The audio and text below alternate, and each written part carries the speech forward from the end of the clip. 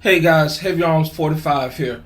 And since I start off this year talking about DC Comics, let's go ahead with that and start talking about something I consider a logical fallacy. If you don't know what a logical fallacy is when someone makes something that seems to be completely flawed in the logic they're trying to create. And the one that I'm thinking of is that Superman is as strong as he needs to be. The reason that I say that is a logical fallacy is because we have had many times where we've been shown that he is not as strong as he needs to be. Not to say that he's weaker than what he needs to be, but that with the great amount of strength, I do not take away anything from him in that department. He has been able to hold a black hole in his hand. He has been able to lift the weight of the world. He has been able to fly across the universe in a matter of minutes or seconds. I'm not going to take that away from him. But I cannot agree with him being as strong as he needs to be because you have ordinary people with high-tech stuff, but you have ordinary people like Batman and Lex Luthor that have been able to defeat him with, like I said, with kryptonite. They've been able to create weapons that were able to affect him.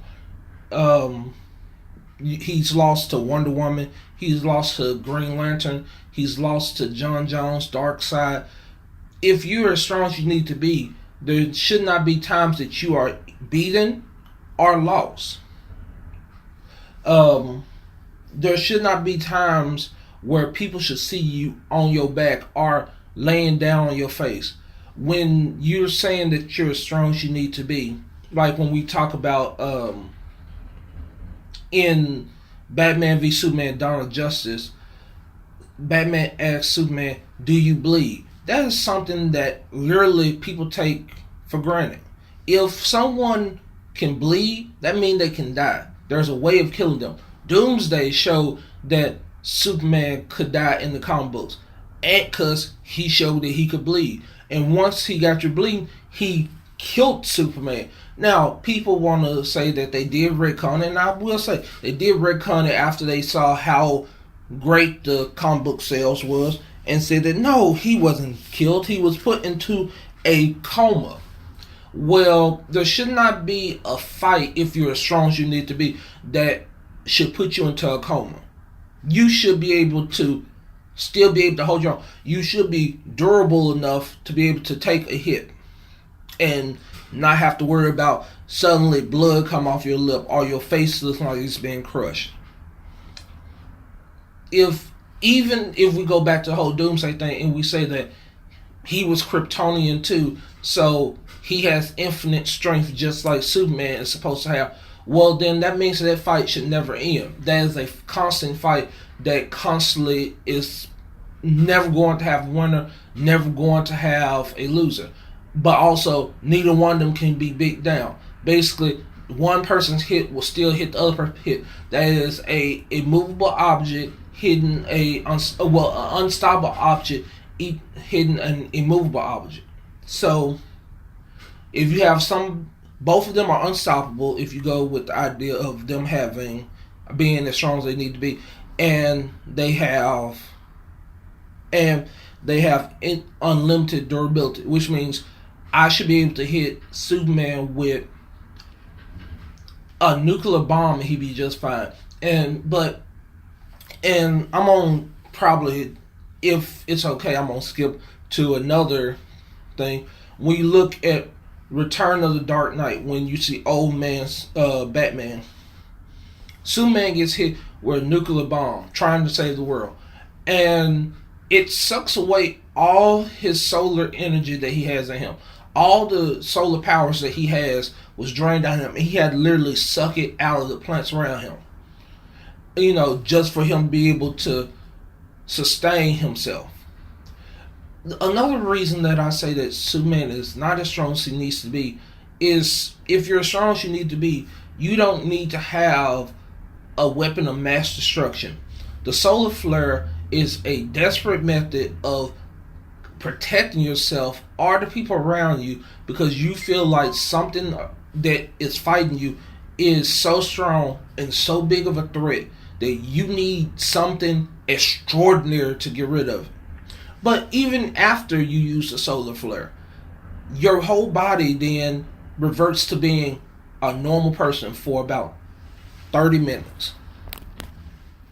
So, are you as strong as you need to be then? Because you've shown that you needed something drastic to be able to defeat this enemy.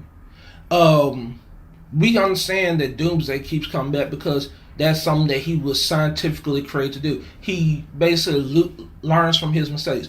If you suffocate him, he'll come back where you can't suffocate him. He doesn't have to breathe. Just like now Superman doesn't have to breathe because these neural blocks that he's created in his head is all gone.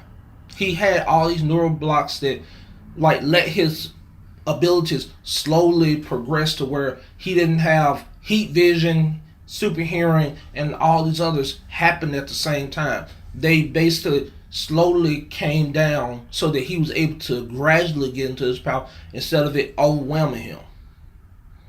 And I'm not going to talk about the Man of Steel Superman because he's not the strongest Superman, but he's not the best example of Superman either. Because in my opinion, Superman is a lot better when he has a family that accepts who he is and lets him basically be the Superman that he is instead of telling him to hide his powers. Even though he does do super stuff, but he's never worried about somebody wondering who he is because in Kill Bill, no one worries about who Superman is because no one would expect you to be anything else than super. If I was Superman, I probably would find work doing basically what he does, saving the world. Almost like the Heroes for Hire in Marvel. I would make money off of doing that. And I feel like going into this also, I'm going to have to say something about some of the feats that they say.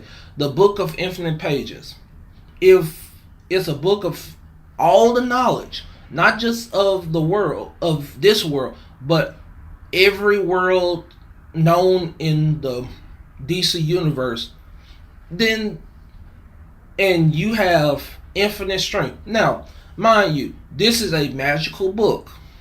Now, even though the book has infinite pages, it is seen that Superman is able to hold his book in his hand, but at the same time he's having difficulty holding it, which means that it's too heavy for him. He's straining, and this is a man who has been able to lift the weight of the world, but he's having difficulty holding this book up. If it has strength, you are not able to pick up a book that was basically giving you all knowledge of the world. But if Infinite can pick up Infinite, that shouldn't have been a problem for Superman if that was the case.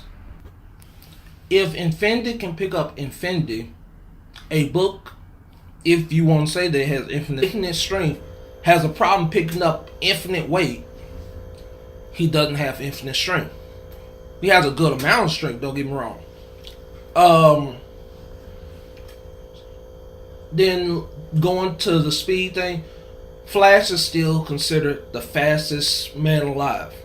He is, as far as I understand, still in Canada, the fastest person Europe can find. We've found a lot of foot races that him and Superman have had, and people leave it ambiguous so that no one can really say, but we still give him the title of fastest man alive. Now, don't get me wrong also with this, because Superman has flight, so he can go a lot farther than Flash can. And what I mean by that is not that he's faster than the Flash, but in a foot race, Flash is faster. But if I'm trying to go from New York to Japan or whatever, Flash can beat Superman.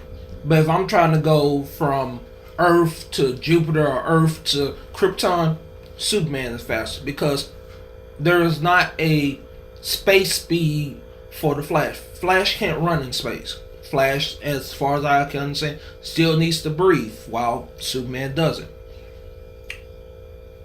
While Superman has a lot of fantastic feats and fantastic abilities, he still has a finite amount of them.